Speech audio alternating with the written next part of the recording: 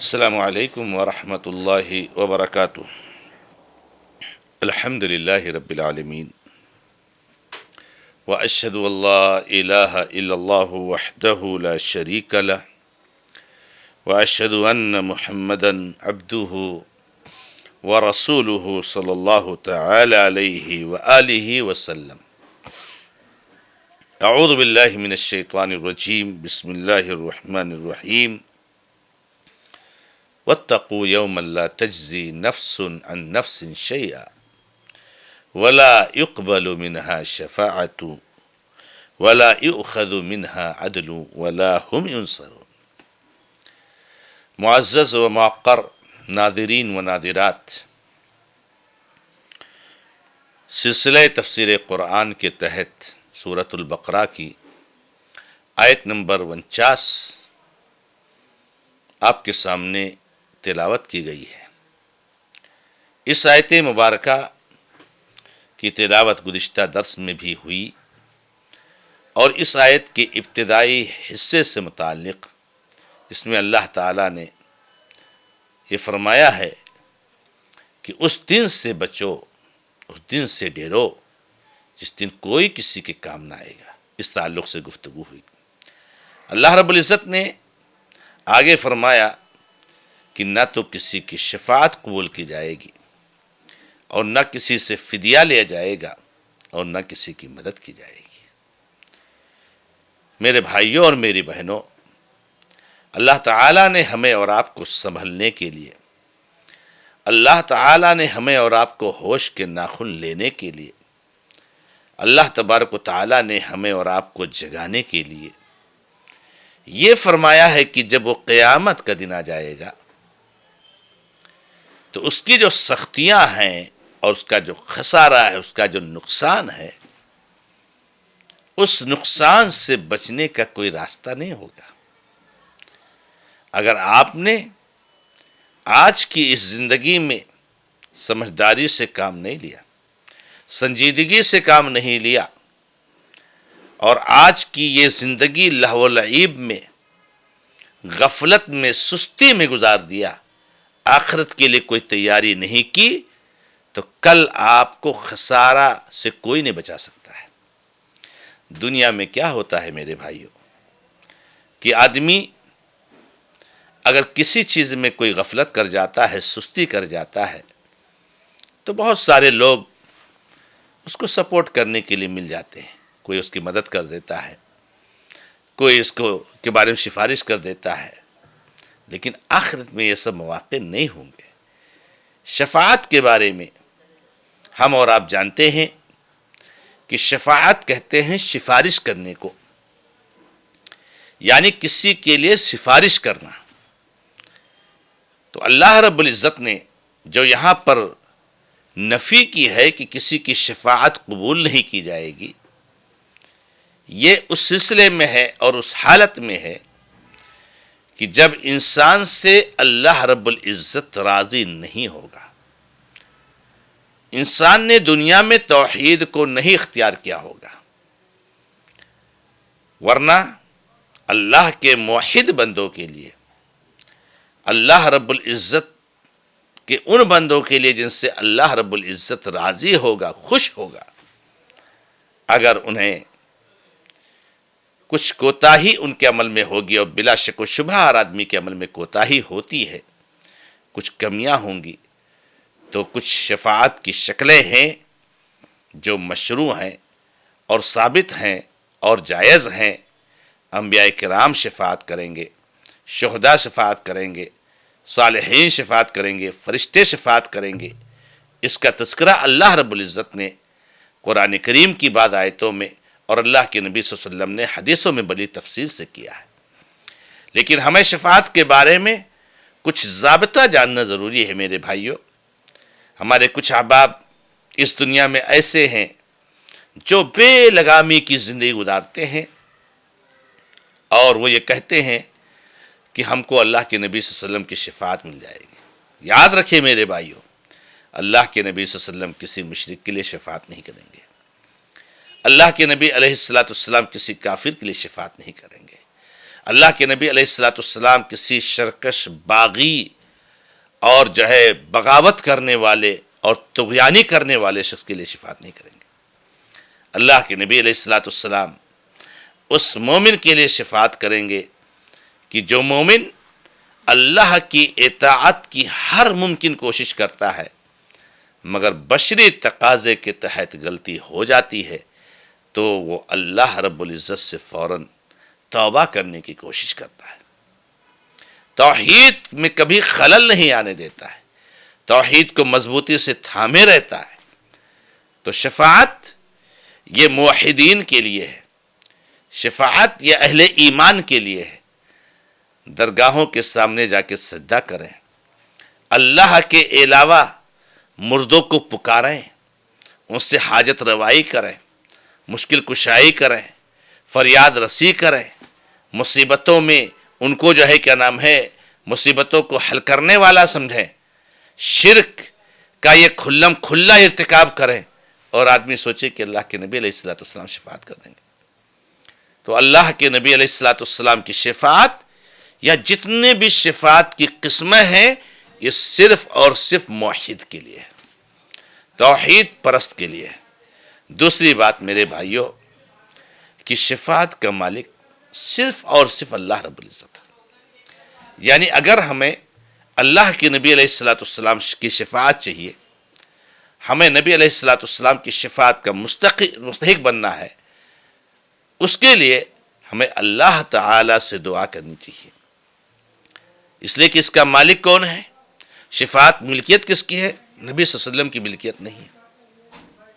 اللہ کے نبی علیہ الصلوۃ والسلام کو جب اللہ رب العزت اجازت دیں گے تب نبی صلی اللہ علیہ وسلم شفاعت کریں گے۔ تو شفاعت کا مالک صرف اور صرف اللہ ہے۔ اللہ رب العزت نے فرمایا قل للہ الشفاعۃ جمیعا، کہہ دیجئے ہر قسم کی شفاعت اللہ کے لیے، ہر قسم کی شفاعت کا مالک اللہ رب العزت ہے۔ اس لیے نبی یا کسی اور سے شفاعت کی دعا کرنا یہ شرک ہے میرے بھائی، کیونکہ جس چیز کا مالک اللہ ہوتا ہے اس کو کسی اور چیز سے مانگنا یہ شرک ہوتا ہے۔ جس کے مالک ہم نہیں ہیں، انسان نہیں ہیں، انبیاء نہیں ہیں، ان سے کیسے مانگ سکتے ہیں؟ روزی روٹی کا مالک کون؟ اللہ، کسی اور سے مانگنا شرک۔ اولاد کا دینے والا کون؟ اللہ، کسی اور سے مانگنا شرک۔ مصیبتوں میں مدد کرنے والا، پریشانیوں کو ختم کرنے والا کون؟ اللہ، کسی اور سے مانگنا شرک۔ شفا دینے والا کون؟ اللہ، کسی اور سے طلب کرنا شرک۔ تو شفاعت کا مالک اللہ ہے۔ تیسری بات میرے بھائیوں کہ کوئی اس وقت تک شفاعت نہیں کرے گا جب تک اللہ رب العزت کی اجازت نہ ہو۔ اللہ کے نبی علیہ الصلوۃ والسلام بھی شفاعت نہیں کریں گے، حتیٰ کہ میدان محشر میں جو شفاعت کا تذکرہ ہے جس کو شفاعت کبریٰ کہا جاتا ہے، کہ جب سارے انبیاء انکار کر دیں گے اور کہیں گے ہمارے بس کی بات نہیں، ہم کو تو اپنی فکر پڑی ہے، اور اس وقت اللہ کے نبی صلی اللہ علیہ وسلم کے پاس جائیں گے اور اللہ کے نبی علیہ الصلوۃ والسلام کہیں گے کہ ہاں میں اس کو ضرور کروں گا، میں اس کا اہل ہوں، تو نبی صلی اللہ علیہ وسلم جا کے اللہ رب العزت کے عرش کے نیچے سجدے میں گر جائیں گے۔ پھر اللہ کے نبی علیہ الصلوۃ والسلام سے کہا جائے گا اے محمد صلی اللہ علیہ وسلم ارفع راسک، اے محمد اپنا سر اٹھاؤ، سل تعطیٰ، اب جو تم کو مانگنا ہے مانگو، تم کو ملے گا، اشفع تشفع، اب تمہیں شفاعت کی اجازت دی جاتی ہے، تم شفاعت کرو، تمہاری شفاعت قبول کی جائے گی۔ تو شفاعت اللہ رب العزت کی اجازت کے بغیر ممکن نہیں۔ آیت الکرسی ہم سبھی یاد کرتے ہیں، سب کو یاد ہے، صبح شام نمازوں کے بعد ہم پڑھتے ہیں۔ اللہ رب العزت نے فرمایا من ذا الذی یشفع عندہ الا باذنہ، کون ہے جو اللہ کے پاس شفاعت کرے گا مگر اس کی اجازت سے؟ اللہ کی اجازت کے بغیر کوئی شفاعت نہیں کر سکتا، کسی کی ہمت نہیں ہو سکتی۔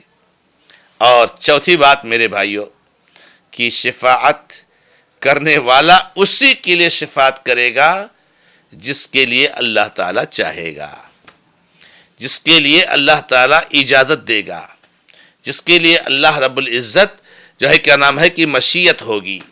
یعنی ایسا بھی نہیں کہ شفاعت کرنے کی بھی اجازت اور کس کے لیے کرنا اس کی بھی اجازت، کس کو شفاعت کرنا اس کی بھی اجازت، اور کس کے لیے کرنا اس کی بھی اجازت۔ جب تک اللہ رب العزت کی اجازت نہیں ہوگی، جب تک کوئی شفاعت نہیں کر سکتا ہے کسی کے لیے۔ اللہ رب العزت نے قرآن کریم میں بیان فرمایا وَلَا يَشْفَعُونَ إِلَّا لِمَنِ ارْتَضَىٰ، اور وہ شفاعت نہیں کریں گے مگر اسی کے لیے جس سے اللہ خوش ہوگا، جس سے اللہ راضی ہوگا۔ اب آپ سوچئے کہ اللہ رب العزت کی رضامندی کے بغیر، اللہ رب العزت کی خوشی کے بغیر کوئی شفاعت نہیں کر سکتا ہے، تو میرے بھائیوں اللہ تعالیٰ مشرک سے خوش ہوگا؟ اللہ رب العزت شرک کرنے والوں سے خوش ہوگا؟ اللہ رب العزت اپنے نبی صلی اللہ علیہ وسلم کے احکامات کی دھجیاں اڑانے والوں سے خوش ہوگا؟ اس لیے شفاعت کے بارے میں یہ اہم چیزیں یاد رکھنا ضروری ہے۔ پھر اللہ رب العزت نے آگے فرمایا وَلَا يُؤْخَذُ مِنْهَا عَدْلٌ، اور اس سے کوئی فدیہ نہیں لے جائے گا۔ کل قیامت کے دن اللہ کے عذاب سے بچنے کے لیے آدمی چاہے کہ میں کچھ دے کر کے بچ جاؤں، نہیں بچ سکتا، کچھ نہیں لے جائے گا۔ اللہ کے نبی محمد رسول اللہ صلی اللہ علیہ وسلم نے ارشاد فرمایا ہے کہ کل قیامت کے دن شرک کرنے والوں سے کہا جائے گا، اللہ کے خلاف بغاوت کرنے والوں سے کہا جائے گا کہ اگر آج تم کو دنیا مل جائے اور دنیا کی ساری چیزیں مل جائے، تو کیا آج جو عذاب میں ہو تم، اس عذاب سے چھٹکارا حاصل کرنے کے لیے وہ سب فدیہ میں دینے کے لیے تیار ہو جاؤ گے؟ اللہ کے راستے میں دینے کے لیے قربان کرنے کے تیار ہو جاؤ گے کہ تاکہ اس عذاب سے چھوٹ جاؤ؟ تو کہیں گے ہاں۔ اللہ کے نبی صلی اللہ علیہ وسلم اللہ رب العزت سے کہیں گے کہ ہاں پوری دنیا ہم اس کے لیے دینے کے لیے، سب کچھ تیار ہو جائے گا انسان دینے کے لیے۔ تو کہا جائے گا اتنی بڑی قربانی دینے کے لیے تیار ہو تو تم سے تو ایک چھوٹی سی چیز مانگا گیا تھا، تم نے اس کو کیوں نہیں کیا؟ تم سے کہا گیا تھا کہ مت شرک کرنا، مگر تم نے شرک ہی کیا۔ یہی تو کہا گیا کہ شرک مت کرنا، اور بھی جتنے گناہ ہیں اللہ رب العزت ان کو معاف کر دے گا، میں شرک نہیں معاف کرے گا، بس تم نے شرک ہی کیا۔ اللہ رب العزت نے جو نبی صلی اللہ علیہ وسلم نے حدیث میں اس کو بیان کیا ہے میرے بھائیوں۔ تو کوئی چیز دے کر کے کوئی کسی عذاب سے، کسی سختی سے نہیں بچ پائے گا، نہ کسی کی بات قبول کی جائے گی، سفارش قبول کی جائے گی، اور نہ کسی سے کوئی فدیہ اور کوئی جو ہے کیا نام ہے وہ لے جائے گا، اس کا بدلہ لے جائے گا کہ آدمی اس کو دے کر کے چھوٹ جائے۔ اور اللہ رب العزت نے آخر میں کیا فرمایا وَلَا هُمْ يُنصَرُونَ، اور نہ ان کی کوئی مدد کرے گا، نہ کوئی مدد کرے گا۔ یہ جن کے سامنے سر جھکاتے ہیں ان کی اپنی حالت خراب ہوگی، ان کی مدد کیا کریں گے؟ اِنَّكُمْ وَمَا تَعْبُدُونَ مِن دُونِ اللَّهِ حَسَبُ جَهَنَّمَ، تم اور جن کی تم عبادت کرتے ہو اللہ کے علاوہ سب جہنم کی ایندھن ہے۔ یہ مورتیوں کے سامنے جھکنے والے مورتیاں بھی جہنم میں ڈال دی جائیں گی۔ ہاں اللہ رب العزت نے کہا کہ جو لوگ نیک تھے، جن کی تم زبردستی بات کرتے ہو، تو یہ اللہ رب العزت کے عذاب سے دور رہیں گے۔ جیسے عبد القادر جیلانی رحمۃ اللہ علیہ، بہت پکے موحد، بہت پکے متبع سنت، نعوذ باللہ، آج ان کے ساتھ ہی دنیا والے کیا کر رہے ہیں مسلمان بھائی ہمارے؟ کتنا شرکیہ کام ان کے ساتھ کیا جا رہا ہے، لیکن وہ ان سارے کاموں سے بری ہے۔ انہوں نے اپنا منہج، انہوں نے اپنا عقیدہ اچھی طریقے سے بتا دیا، تو کسی کی کوئی مدد نہیں کی جائے گی، کوئی مدد نہیں کی جائے گی۔ اللہ تبارک تعالیٰ نے فرمایا اِسْتَبَرَّأَ الَّذِينَ اتُّبِعُوا مِنَ الَّذِينَ اتَّبَعُوا وَرَأَوُا الْعَذَابَ وَتَقَطَّعَتْ بِهِمُ الْأَسْبَابُ وَقَالَ الَّذِينَ اتَّبَعُوا لَوْ أَنَّ لَنَا كَرَّةً فَنَتَبَرَّأَ مِنْهُمْ كَمَا تَبَرَّؤُوا مِنَّا كَذَلِكَ يُرِيهِمُ اللَّهُ أَعْمَالَهُمْ حَسَرَاتٍ عَلَيْهِمْ وَمَا هُمْ بِخَارِجِينَ مِنَ النَّارِ۔ اللہ نے کہا کہ آج تو دنیا میں پیچھے چلنے والے بہت ہیں، کوئی کس کے پیچھے جا رہا ہے، کوئی کس کے پیچھے جا رہا ہے، کوئی کس کے پیچھے جا رہا ہے، یہ سمجھتے ہیں کل ہم کو بچا لیں گے، یہ ہم کے دامن پکڑ کے نکل جائیں گے۔